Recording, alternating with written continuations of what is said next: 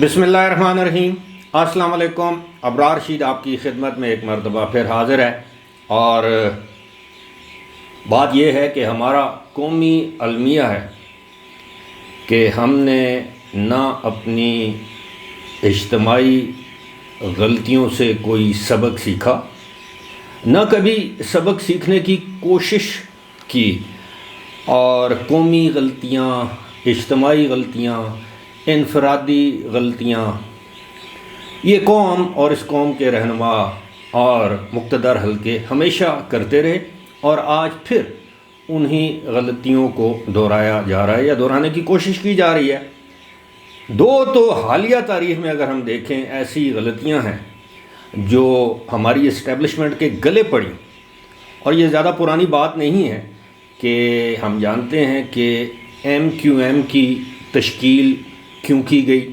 کراچی سے Pakistan Peoples party اور جماعت اسلامی کے ہولڈ کو ختم کرنے کے لیے جنرل ضیاء الحق کے دور میں ایم کیو ایم کا قیام عمل میں لایا گیا، اور بھی بہت سی اس طرح کی جماعتیں ہیں، لیکن اس وقت ایم کیو ایم کی بات ہو رہی ہے، اور اس کے نتیجے میں وہی ایم کیو ایم، اسی ایم کیو ایم کے رہنما، قائد اسٹیبلشمنٹ کے گلے پڑ گئے، اور وہ ایم کیو ایم ایک وقت ایسا آیا کہ اسٹیبلشمنٹ کو ایک بوجھ، ایک مصیبت محسوس ہونا شروع ہوئی۔ پھر اسی ایم کیو ایم کے خلاف اسٹیبلشمنٹ نے آپریشن کیے، پھر اسی ایم کیو ایم کے نوجوان لاپتہ ہوئے۔ ہم اس بحث میں نہیں جاتے کہ وہ کتنی دہشت گردی کی کارروائیوں میں ملوث تھے، بھتہ خوری میں ملوث تھے، انہوں نے کیا کیا ظلم کیے کراچی کے لوگوں پر یا کراچی میں رہنے والے لوگوں پر، جن میں لا انفورسمنٹ ایجنسیز کے جوان اور افسران بھی شامل تھے۔ لیکن ایک ایسی قوت جو اسٹیبلشمنٹ نے کھڑی کی، بعد میں اسٹیبلشمنٹ پہ کے گلے پڑ گئی۔ اسی طرح ہم دیکھتے ہیں کہ پھر اسی اسٹیبلشمنٹ نے 2010-11 سے ایک اور قوت جو ہے وہ مصنوعی طریقے سے کھڑی کی، اور آج وہی قوت جس کو ہم پی ٹی آئی یا عمران خان کے نام سے جانتے ہیں، وہ اب اسٹیبلشمنٹ کے گلے پڑ چکی ہے، اور اب اسٹیبلشمنٹ کو سمجھ نہیں آ رہی کہ کس طرح اس مانسٹر سے، یعنی فرینکنسٹائن مانسٹر جو انہوں نے خود کریٹ کیا ہے، اس سے جاں خلاصی کی جائے۔ شاید یہی سوچ ہے اب اسٹیبلشمنٹ کی کہ ایک مرتبہ پھر کراچی میں ایم کیو ایم کو متحد کیا جا رہا ہے۔ ایک عرصے سے جو لوگ ریگولرلی میری ویڈیوز دوسرے چینل پر بھی دیکھتے ہیں، انہیں معلوم ہے کہ میں ایک عرصے سے اس بات کا اشارہ دے رہا ہوں کہ ایم کیو ایم کے مختلف دھڑوں کو متحد کرنے کی کوشش کی جا رہی ہے، اور الطاف حسین جو بانی ہیں ایم کیو ایم کے، ان کی دوبارہ پاکستانی سیاست میں واپسی کو خارج از امکان قرار نہیں دیا جا سکتا۔ حالیہ دنوں میں ہم نے دیکھا کہ ایم کیو ایم کے مختلف دھڑے جو ماضی میں ایک دوسرے کے دست و گریباں تھے، ان کو متحد کرنے کی کوششیں کی جا رہی ہیں۔ یہ معاملہ شروع ہوتا ہے جب یہ کامران ٹیسوری کو گورنر سندھ بنایا گیا، حالانکہ جب ایم کیو ایم نے پیپلز پارٹی کے ساتھ اور موجودہ حکومت کے ساتھ معاہدہ کیا تھا، تو اس میں کامران ٹیسوری کا بطور گورنر دور دور تک نام نہیں تھا، لیکن بالآخر کامران ٹیسوری کو گورنر سندھ بنایا گیا۔ اب انہی کی کاوشوں کی وجہ سے ہم سب کو معلوم ہے کہ کامران ٹیسوری کس کے بندے ہیں۔ اب انہی کی کاوشوں کی وجہ سے فاروق ستار، خالد مقبول صدیقی، وہ اپنا پی ایس پی والے جو صاحب ہیں، اب ذہن سے ان کا نام اتر گیا، جو ہمارے کراچی کے وہ ناظم یا میئر بھی رہ چکے ہیں، مصطفیٰ کمال، اب یہ سب اکٹھے کیے جا رہے ہیں۔ اور یہ بھی خبریں ہیں کہ آفاق احمد، جن کی ایم کیو ایم حقیقی ہے، وہ شاید ان کی جماعت جو ہے وہ ایم کیو ایم لندن یعنی الطاف حسین کے ساتھ الحاق کر دے، اور پھر یہ تمام ایم کیو ایم کو اکٹھا کیا جائے۔ اس کی وجہ کیا ہے؟ ایم کیو ایم کو دوبارہ متحد کرنے کی وجہ کیا ہے؟ وجہ یہ ہے کہ کراچی میں اس وقت جو پاکستان تحریک انصاف کا جو ہولڈ ہے، جو انہوں نے اپنے جو آپ یہ سمجھ لیں کہ ایک پاکٹس بنائے ہیں۔ آپ کو معلوم ہے کہ کراچی میں تقریباً 13-14 سیٹیں قومی اسمبلی کی پاکستان تحریک انصاف نے جیتی تھیں گزشتہ انتخابات میں، اور کراچی میں ضمنی انتخابات کے موقع پر بھی پاکستان تحریک انصاف نے نشستیں حاصل کی اور پاکستان تحریک انصاف کا ایک ٹھیک ٹھاک وہاں پر ہولڈ ہے کراچی میں۔ اب اس ہولڈ کو ختم کیا جا رہا ہے،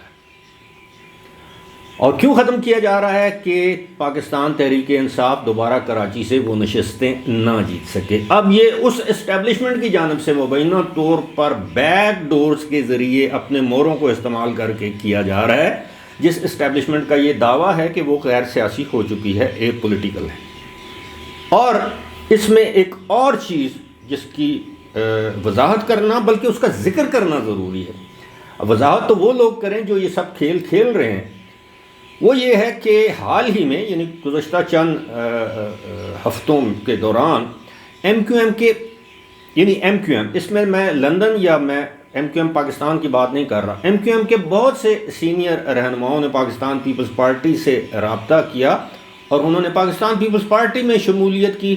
خواہش ظاہر کی، اور ظاہر ہے وہ کچھ لوگ کہ جی آپ ہمیں یہ سیٹ دیں گے، یہ اگر ہم ہار گئے تو سینیٹر بنا دیں گے، مختلف، جو آپ کو پتہ ہے کہ سیاست میں لین دین ہوتا ہے۔ جب کچھ حلقوں کو، کچھ قوتوں کو اس بات کا پتہ چلا تو انہوں نے کہا کہ یہ ہم ایک مرتبہ پھر کراچی کو پاکستان پیپلز پارٹی کے حوالے کرنے جا رہے ہیں، تحریک انصاف سے جان چھوٹی ہے تو اب اربن سندھ بھی پیپلز پارٹی کے پاس چلا جائے گا، یا کسی حد تک وہاں پر پیپلز پارٹی اپنے پاؤں یا قدم جما لے گی۔ لہٰذا یہ سارا کھیل اب دوبارہ کھیلا جا رہا ہے کہ تمام ایم کیو ایم کے دھڑوں کو متحد کیا جائے، اور اس کا ایک ہی مقصد ہے کہ کراچی میں پاکستان تحریک انصاف کی سیاسی کمر کو توڑا جائے۔ اور عین ممکن ہے کہ اس وقت وہ لوگ جو پاکستان تحریک انصاف میں موجود ہیں وہ بھی تیل اور تیل کی دھار دیکھتے ہوئے وہ بھی ایم کیو ایم میں شامل ہو جائیں۔ لیکن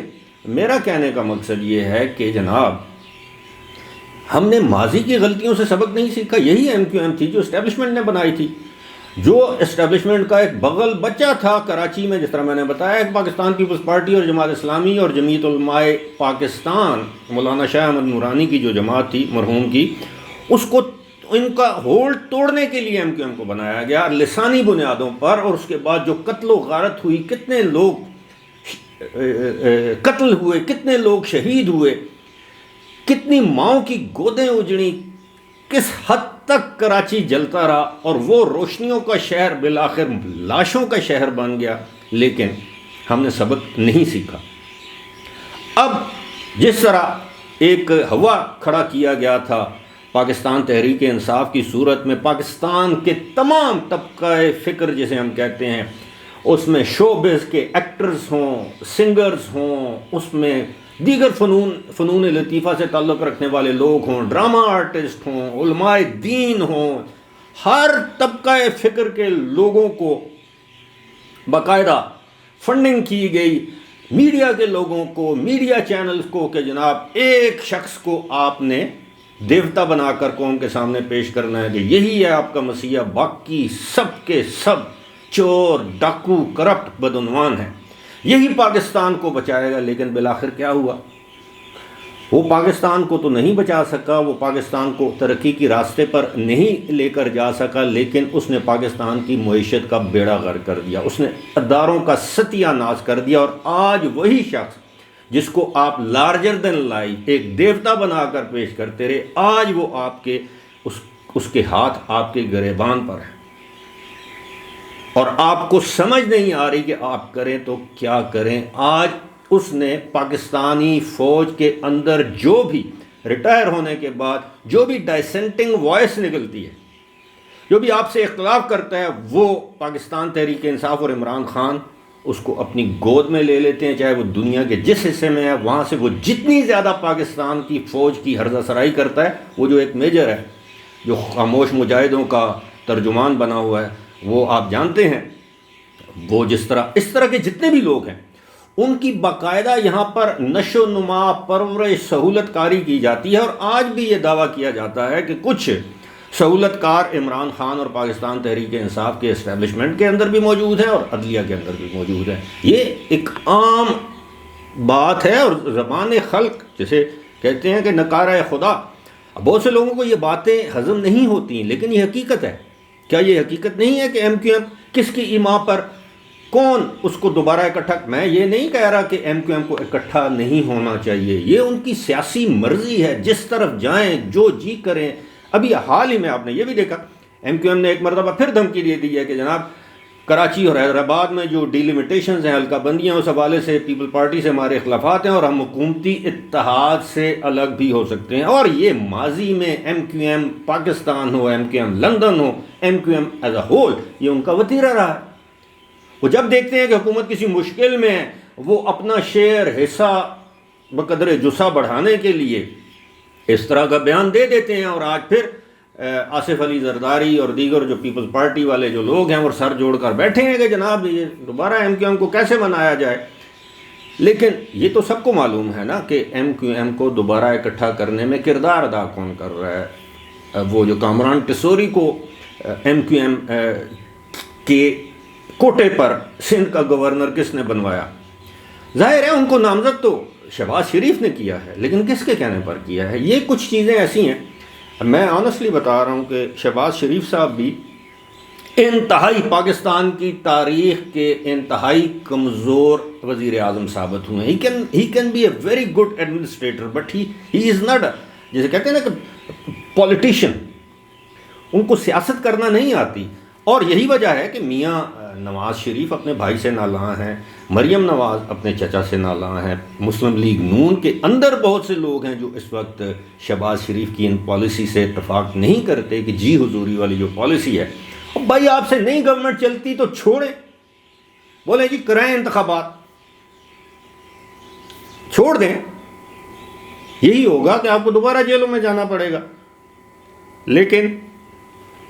ایک طرف تو یہ ہے کہ نون لیگ کے اندر اب بھی اس طرح کے لوگ موجود ہیں، وہ جو چاہتے ہیں کہ عمران خان کا احتساب شروع ہو،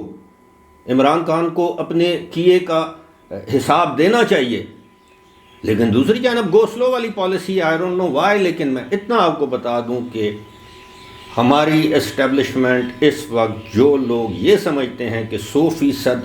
اے پولیٹیکل یا غیر سیاسی یا غیر جانبدار ہے، میں سمجھتا ہوں کہ ان کو اپنی سوچ پر نظر ثانی کرنا چاہیے۔ حالات ہمیں دکھائی دے رہے ہیں کہ جناب اس معاملے میں تو اسٹیبلشمنٹ اے پولیٹیکل ہے، یعنی غیر جانبدار یا غیر سیاسی ہے، کہ وہ حکومتی معاملات میں مداخلت نہیں کر رہی۔ باقی جو معاملات ہیں وہ ہمیں نظر آ رہے ہیں، چاہے وہ کیسز ہوں، عدالتی ضمانتیں ہوں، عدالتی ضمانتیں نہ ہوں، عدالتوں پر اثر انداز ہونا ہو نہ ہو، وہ آپ سب مجھ سے بہتر سمجھتے ہیں۔ جہاں اسٹیبلشمنٹ کو جو چیز سوٹ کرتی ہے وہ ہو جاتی ہے، جو چیز اسٹیبلشمنٹ کو سوٹ نہیں کرتی وہ نہیں ہوتی، اور یہ سلسلہ اسی طرح جاری رہے گا۔ ایک ہمارے دوست ہیں، انہوں نے بڑی زبردست بات کی تھی کہ جناب اسٹیبلشمنٹ جو ہے وہ کبھی یہ پولیٹیکل نہیں ہو سکتی، وقتی طور پر یہ ریٹریٹ ہے، انہوں نے ایک قدم پیچھے کیا ہے یا 2 قدم پیچھے کیے، مستقبل میں یہ ان کا کہنا ہے کہ آپ دیکھیں گے کہ وہ 4 قدم آگے آ جائیں گے۔ اللہ کرے ایسا نہ ہو، لیکن بظاہر ایسا ہی دکھائی دیتا ہے۔ فی الحال مجھے دیجیے اجازت، خدا حافظ۔